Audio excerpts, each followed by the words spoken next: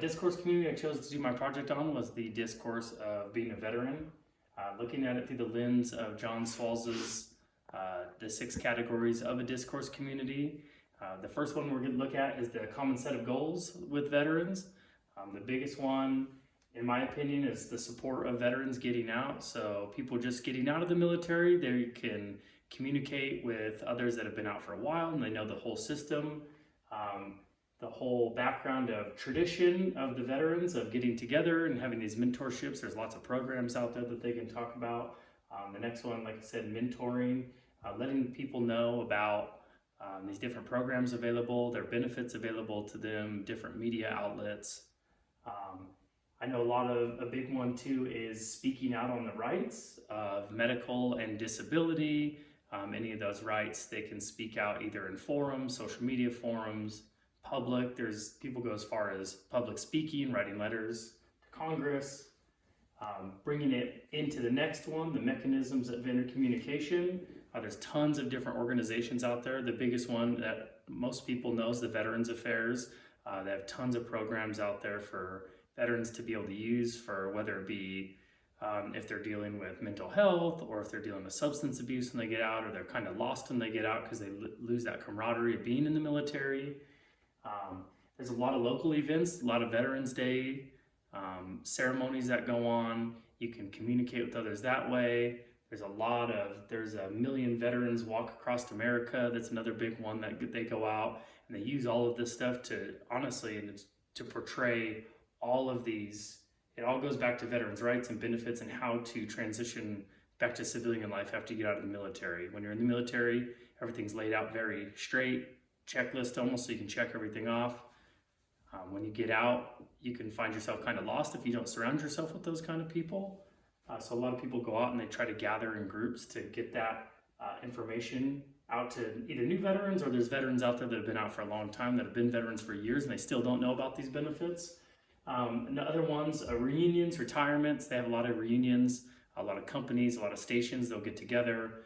Retirements, say someone that you served with that they stayed in longer than you have and now they are retiring and you can go back to that, and it opens up a lot of doors for all these veterans to find out new programs, like we were talking about before.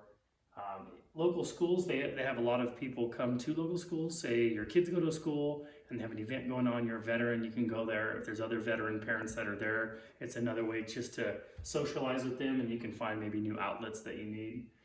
Like I said, social media is a big one these days. There's tons of stuff on social media. There's a lot of veterans out there, whether they use it through a shared humor or anything more serious, like we were talking about earlier with mental health. There's huge ones these days for veterans, suicide prevention through the Veterans Affairs. And then new recruits. I found myself recently talking to one of the guys I know. His son is getting into the Coast Guard, and he reached out to me, and I have been communicating with him the whole process of boot camp and getting into the military and what steps are next. So I'm kind of passing that knowledge down to him, and he's now entering into this new discourse. He's not quite a veteran yet, but he's getting into the service, and then eventually, if everything goes right for him, he will become part of this discourse. And these mechanisms of intercommunication kind of go back into, they feed into the feedback, the number 3 category that we talk about. And again, the big one that I talked about earlier is the knowledge and the pass down of Veterans Affairs. The biggest place out there for if you're a veteran and you're honorably discharged and you served any kind of time and you got out general discharge, which is meaning your time is up and you got out, nothing bad happened. You get your medical through the Veterans Affairs, and a lot of people don't know the benefits that they give you, whether that be education or anything like that. And this is the time that these veterans, myself, they can pass that knowledge on to other people that maybe not know about it. And just like me going back to Crafton Hills after all these years, I have all this schooling left from the military that I wasn't using, and a lot of people just let it sit there for years and don't ever use it. Another big one is veterans helping other veterans with employment. Sometimes people struggle to get a job because they can't transition to civilian life. They don't know what their job in the military transfers to civilian life, so maybe some other veterans can help them in that way. There's VSOs, or Veteran Service Officers.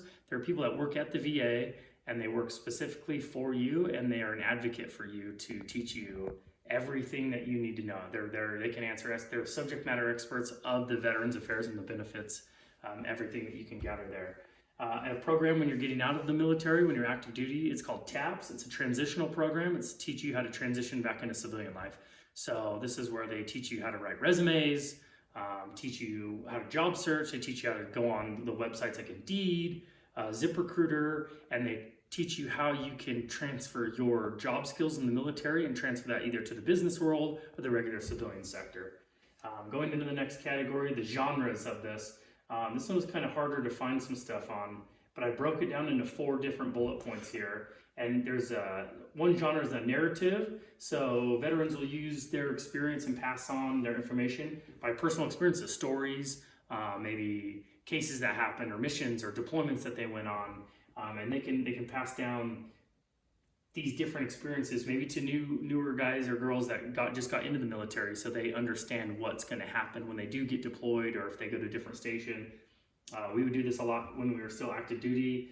If someone got orders somewhere and they were going to a different station, maybe we had been there before, we'd pass down all the knowledge to them before they even get there, so they kind of knew what they were getting themselves into.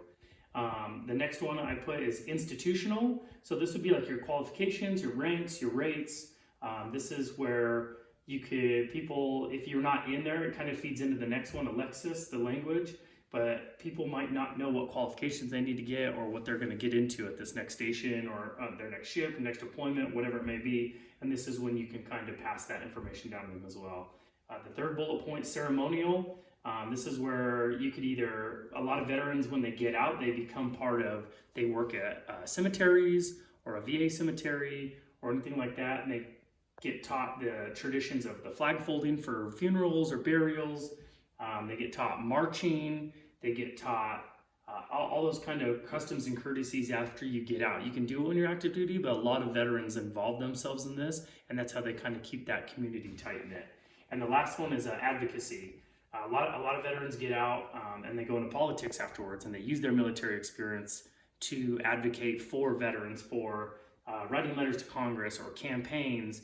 Like I talked to you earlier, the Million Veterans Walk Across America. It's all about mental health and suicide prevention and awareness. And there's everyone that works there is all militaries, whatever branch they're from, however many years they served, and they are now advocates, either whether it be political or your local politics or within a school or a community college. They advocate. Their sole mission is to advocate for these veterans getting out that may be left behind or forgotten about, as we can see these days, especially since Vietnam. The veteran homelessness is a huge issue in America, all around the world, but really big here in America. So that's why these people go into this advocacy, and they kind of dedicate their lives after the service on trying to make the lives of those less fortunate either better or easier transition for them. So those are the 4 genres that I got from this discourse that kind of stuck out. You could go into each of them in more detail, which I did in my PowerPoint. So the next one we go into is the Lexis, so the language of the discourse. So I kind of looked at it as the Lexis was, if someone was standing in a room with me and another veteran and we were talking about something, they probably wouldn't understand what we were talking about unless we explained it to them. So, and then in John Swall's The Discourse Community, where he talks about there's either a novice, apprentice, or an expert, and where you kind of fall in there. I put expert here on my board.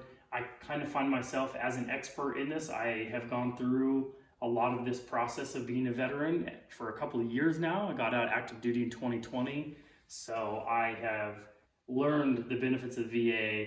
I'm going back to school, so I've learned that whole thing of how to enroll in classes and how to use my benefits from that. Disability benefits, medical benefits. I've gone through that whole process now, and I'm pretty set in place now, and everything's like a well-oiled machine for that. So I kind of find myself an expert in this. If someone were to come up to me and ask me about these different benefits or this discourse of being a veteran, I feel like I can explain myself pretty well. Going into the language of it, I put acronyms. The military uses nothing but acronyms, and if you're not in it, you won't understand it. And PTSD, people will probably get that. It's more of a common use thing. But I put some stuff on here like XPO, CO, OIC. Like XPO would be our executive petty officers, commanding officer. MOS, that's just another name for what job do you have. And then there's a lot of slang used in.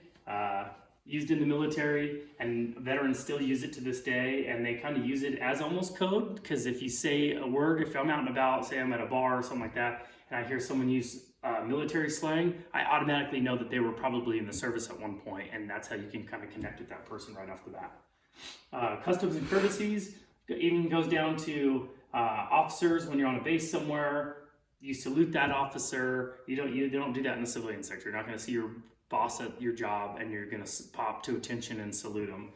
There's a ton of customs and courtesies that are very specific to military, and if you've never been in the military, you're probably not going to understand that. Working terms, like I said, well, I used to work on boats, so working terms, everything is saying, you know, we're getting underway, make the bit, line handling commands. It's stuff that you're probably not going to use unless you're in there, or if you get out and you work on a fishing boat or something like that for the boating terms. Formal terms as well. Say we're going to go line up outside of my old station, and we're gonna form up in formation because we're going to do morning colors. If you say that to somebody, they probably don't understand what you're saying unless you explain it to them. So that's what I mean by more formal terms on that. And then your ranks and rates. So I was a BM2, so if I tell people, oh, I was a BM2, they probably don't know what that, or I was an E5. It's just my pay grade and rate. BM2 is I was a boatswain's mate, second class petty officer, which means I was in charge of boat crews and I was in charge of driving boats, and then I was a offshore heavy weather coxswain and I ran a tactical law enforcement team. So if you tell people that, maybe the tactical law enforcement team, people might get it, but the offshore heavy weather coxswain, they don't understand what that is. And like I said, again, unless you kind of explain it to them. So the Lexus kind of goes into that. Like I said, the novice, apprentice, or expert, I kind of, on my PowerPoint and my notes, I kind of put an arrow between that and expertise because it kind of bleeds into the expertise. The one thing that I saw moving into the next one, the sixth one and final one of expertise, really that stood out to me is the fluency in your discourse. How well are you informed or educated about your discourse? Are you able to sit here and have conversations with people about it? Are you able to give knowledge to people? Are you able to pass down that knowledge? Are you able to be a mentor? Rank and advancement, when you get out and you talk to these veterans, a lot of these guys will ask you, what was your rank? What was your rate? What did you do? How many years did you do? And sometimes if you get out and you say maybe you're E4, which is kind of a lower enlisted pay grade, they might not give you as much respect as if you said you were an officer or you were in 15 years or, in my personal opinion, I don't care if you got in and did 4 or you did 20, you still did your time in your service and you deserve the respect to be in this discourse as a veteran. But when you talk to other veterans sometimes, when I tell people, oh, I did 13 years, you'll see some people like, man, that's a long time that you did it. So it goes into the next one that I wrote on their experience. You can go back to these stations, or like I said earlier, how I was talking to this young kid that's now going into the Coast Guard. His dad found out that I was 13 years and I did a lot of stuff and I'd been to a lot of stations and had a vast amount of experience and knowledge in this. So he told his son to reach out to me. Maybe he wouldn't have done that with someone that was only in 2 years, 3 years kind of thing.